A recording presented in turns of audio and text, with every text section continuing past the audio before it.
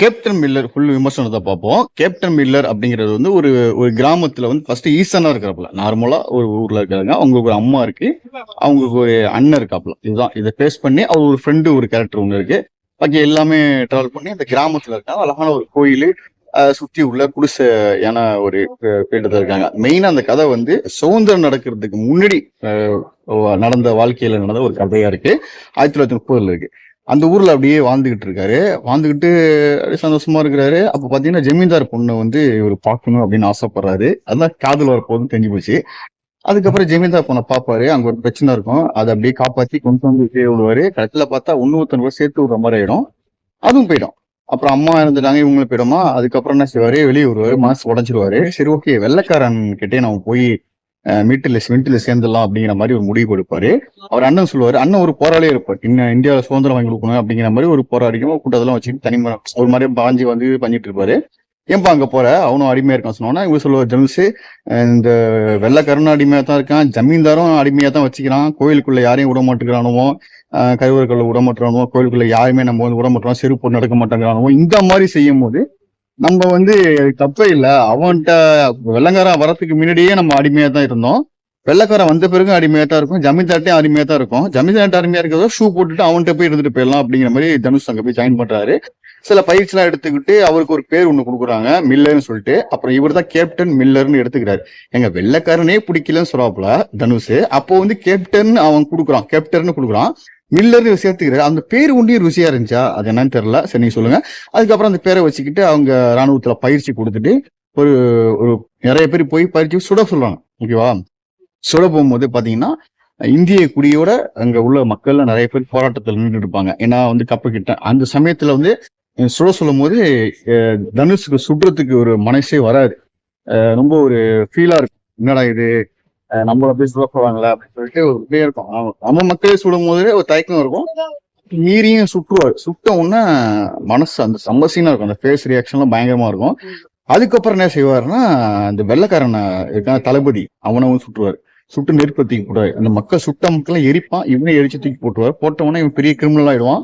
அதுக்கப்புறம் ஊருக்குள்ள வந்தவொடனே அந்த கூட்டத்துலதான் உன் அண்ணன் தான் நீ சுட்டுட்ட, அப்படி உங்க அம்மாவும் இல்ல, அப்படி ஒரு கெட்டவங்கிற மாதிரி சின்ன ஒரு பேர் ஏற்பட்டவொடனே இந்த இடத்துல அப்படிங்கிற மாதிரி இங்க இருக்க வேணாம்னு சொல்லிட்டு அவர் அங்கேருந்து எஸ் ஆயிடுறாரு. ஓகே, அந்த ஊர்ல இருக்க கூடாதுன்னு சொல்லி வெளியே போயிடுறாரு.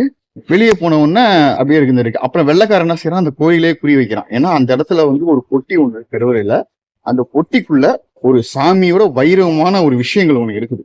அதை கையாளணும் அப்படின்ற மாதிரி வெள்ளைக்காரன் உள்ள வரான். வந்தவொடனே ஜமீன்தாருக்கு என்ன தோணுதுன்னா, எப்படியாச்சும் நம்ம வந்து கேப்டன் மில்லனுக்கு அவனை அழைச்சிட்டு வந்து இதை அவன் எடுத்துட்டு போயிடான். வெள்ளைக்காரன் போயிட்டான், அதை எடுத்துட்டு வந்து எனக்கு கொடுத்துட்டேன்னா உனக்கு 1,00,000 தரேன் அப்படிங்கிற மாதிரி ஜமீன்தார் வந்து ஒரு கோரிக்கை வைக்கிறாரு. அதுக்கப்புறம் நம்ம தனுஷ் என்ன செய்யறாரு, சரி ஓகேன்னு சொல்லிட்டு அவர் ஒரு கூட்டத்துல ஒரு கூட்டத்துல சேர்ந்துக்கிட்டு ஒரு மாதிரியான விஷயம் பண்றாரு. ஜென்டில்மேன் மாதிரி நல்லது செஞ்சுட்டு கெட்டது செஞ்சுட்டு நல்லவங்களுக்கு இல்லாதவங்களுக்கு செய்வாங்களா, அந்த மாதிரி ஒரு ஃபாலோ தான். அந்த இடத்துல இருக்கும்போது திரும்பி வந்து அவருடைய ஹீரோயினா சந்திப்பாரு. அதுக்கப்புறம் என்ன ஆச்சு, அப்புறம் இவர் வந்து ஜமீன்தாருக்காக வந்து அந்த பெட்டியை மீட்டு கொடுத்தாரா, அதுவும் அந்த வெள்ளக்காரத்தை போயிட்டாரா, அதை மீட்டு கொடுக்குறாரா. அதுக்கப்புறம் என்ன ஆச்சு, அது மீட்டு கொடுக்கும் போது ஒரு கோரிக்கை, ஜமீன்தார் இருக்காரு, நீங்க வந்து அந்த பொட்டியை எனக்கு மீட்டு கொடுத்தானா உனக்கு வந்து இந்த ஊருக்குள்ள கோயில்ல எல்லாம் வந்து போகலாம், சாமி கும்பிடலாம், அப்படிங்கும் போது உங்களுக்கு ஃப்ரீடமா இருக்கும் அப்படிங்கிற மாதிரி விஷயங்கள் சொல்றாரு. அதுக்கப்புறம் தனுஷ் இறங்குறாரு. அதுக்கப்புறம் என்ன ஆச்சு, அந்த கோயில் கருவறை பொட்டி இருக்கு, அந்த மெயின் பொட்டியை வந்து மீட்டாரா, ஊர் மக்கள்லாம் திரும்பி ஒன்னா சேர்ந்தாங்களா அப்படிங்கிற மாதிரி ஒரு சுவாரஸ்யமான படமா இருக்கு. இந்த படத்துல வந்து எனக்கு வந்து ரொம்ப ஸ்டார்டிங்லயே வந்து ஒரு வள கொலன்னு இருந்த மாதிரி சீன்ஸ் நிறைய போயிட்டு இருந்துச்சு. ஒரு சீக்கிரமா அரிசீன் தான் இப்படி புரிஞ்சு இன்ட்ரெஸ்டா இருந்தாலும் கொஞ்சம் லைட்டா ஒரு போரிங் இருந்துச்சு. கிளைமேக்ஸ்க்கு முன்னாடி பாத்தீங்கன்னா ஒரு ஃபைட் சீன் இருக்குது. அது பாத்தீங்கன்னா வேற லெவல்ல இருக்கு. அந்த ஃபைட் சீன் பாத்தீங்கன்னா சூப்பரா இருக்கு, நல்லா பண்ணிருக்காங்க, நல்லா உழைச்சிருக்காங்க, எல்லாம் ரியாலிட்டியா இருக்காங்க. நான் கூட வீடியோஸ் எல்லாம் போட்டிருப்பேன், நீங்க பாக்கலாம், டிஸ்கிரிப்ஷன் நிறைய கொடுக்குறேன், லிங்க் எல்லாம் கொடுத்துருந்தேன். மற்றபடி ஹீரோயின் கொடுக்கப்பட்ட கேரக்டர் முறையா கொடுத்தாங்க. அது அழகான ஒரு லவ்ங்க. அது முறையா லவ் பண்ணலாம் அப்படின்னு நுழையும் போது அந்த அவளே வந்து ஒரு ஹெல்ப் பண்ணும் போது அது இன்னும் லவ் சென்டிமெண்ட் ஆகும் போது கடைசியில வந்து அவ வந்து ஓட போறா எங்கேயா நினைச்சிட்டு இவரை வந்து ஜாலியா வெளியே அதே பார்த்தோம்னா காப்பாற்ற வச்சு தான் வருவாரு. அந்த டைமிங்ல அவன் காதலில் வந்து நம்ம கூட தான் ஓட அப்படி சொல்லும் போது அவர் ஃபீஸ் ரியாக்ஷன், அந்த கவலைகள், அம்மா இறந்த கவலைகள், அண்ணன் இறந்த கவலைகள், இந்த ஊர் மக்கள் இப்படி சொல்லிட்டாங்களே அப்படிங்கிற மாதிரிலாம் சில விஷயங்கள்லாம் இருக்கும். அதுக்கப்புறம் அவர் ஸ்லோன் பக்கம்லாம் போவாரு, ஓடி போறேன்னு போடுவாரு. அதுக்கப்புறம் போலீஸ் வலை வச்சு தேடும், பயங்கரமா இருக்கும். மக்கள்லாம் போட்டு அடி சாவடிக்கும், புல்லட்லாம் போட்டு. நீங்க படம் பாருங்க, ஒரு ஆவா இருக்கும், நல்லா இருக்கும்.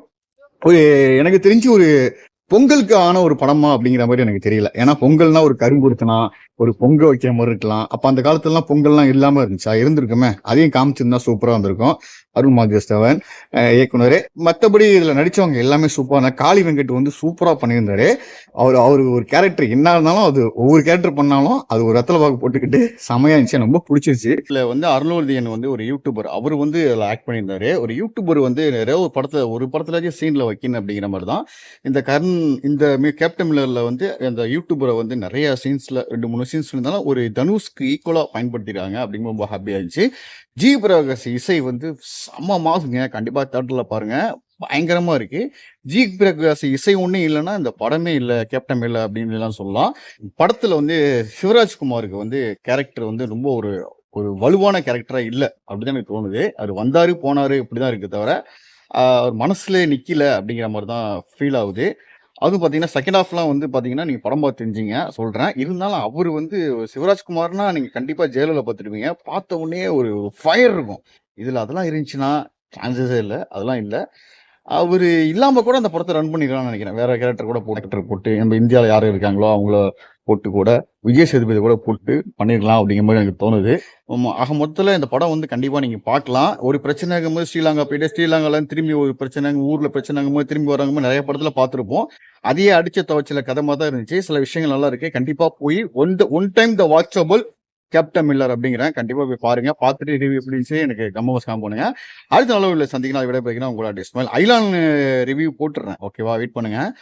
கொஞ்சம் சரியான பிஸியா இருக்கிறேன். அதனால வந்து எனக்கு இப்ப பாருங்க நான் வந்து எப்படி ரூம்லலாம் இல்லாம வெளியில வந்து அப்படியே ஒரு வீடியோஸ் போட்டுக்கிட்டு இருக்கேன். கண்டிப்பா கொஞ்சம் எனக்கு சப்போர்ட் பண்ணுங்க. லைக் பண்ணுங்க, ஷேர் பண்ணுங்க, சப்ஸ்கிரைப் பண்ணுங்க. அடுத்த நல்ல வீடியோல சந்திக்கிறேன். விடைபெறுகிறேன். வரல அடுத்த வீடியோல வந்துருவேன். பாய்.